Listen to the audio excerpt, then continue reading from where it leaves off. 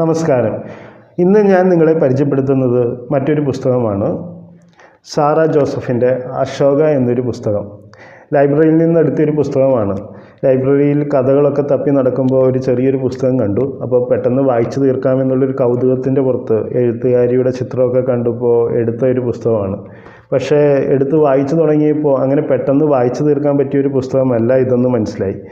കാരണം ഒരു വലിയ പുസ്തകം വായിക്കുന്നതിൽ അധികം സമയം എനിക്കെടുത്തു ഈ ഒരു പുസ്തകം തീർക്കാനായിട്ട്.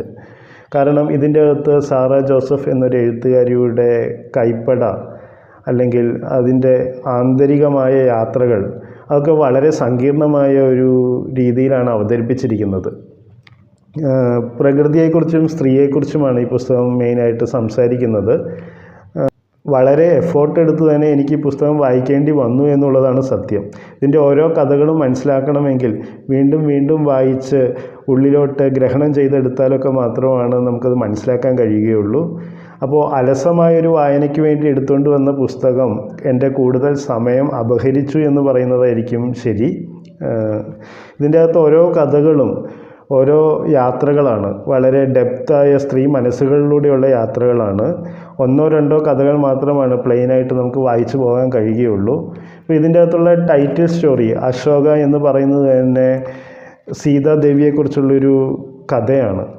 അഗ്നിശുദ്ധി വരുത്തേണ്ടി വരുന്ന സീതാദേവിയുടെ മാനസികമായ യാത്രകളിലൂടെ ആണ് ആ കഥ സഞ്ചരിക്കുന്നത്. അപ്പോൾ അതുപോലുള്ള യാത്രകൾക്ക് നമുക്ക് കൂടുതൽ എഫേർട്ട് എടുക്കേണ്ടി വരും. അത് മനസ്സിലാക്കാനായിട്ട് കൂടുതൽ സമയം ചെലവഴിക്കേണ്ടി വരും. അങ്ങനെ ഗൗരവമുള്ളൊരു വായന അർഹിക്കുന്ന ഒരു പുസ്തകമാണ്. ഇതിൻ്റെ അകത്ത് എനിക്ക് ഏറ്റവും പ്രിയപ്പെട്ടൊരു കഥ എന്ന് പറഞ്ഞാൽ സ്കൂട്ടർ എന്നൊരു കഥയുണ്ട്. ആ കഥയിൽ വളരെ രസകരമായിട്ട് ഒരു കുടുംബജീവിതത്തെ അവതരിപ്പിച്ചിരിക്കുന്നു, ഒരു സ്കൂട്ടർ യാത്രയുടെ രീതിയിൽ. അതെനിക്ക് വളരെ അട്രാക്റ്റീവായി തോന്നി. അത് വളരെ ആസ്വദിച്ചാണ് ഞാൻ വായിച്ചത്.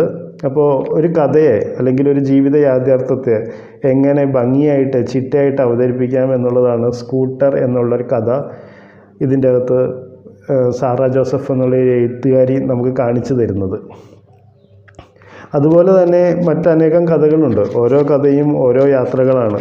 സ്ത്രീയുടെ ഉള്ളിലൂടെയുള്ള യാത്ര എന്നൊക്കെ വേണമെങ്കിൽ പറയാം. മനസ്സിൻ്റെ അറകളിലൂടെ ഉള്ള യാത്ര എന്നൊക്കെ വേണമെങ്കിൽ അതിനെ പറയാം.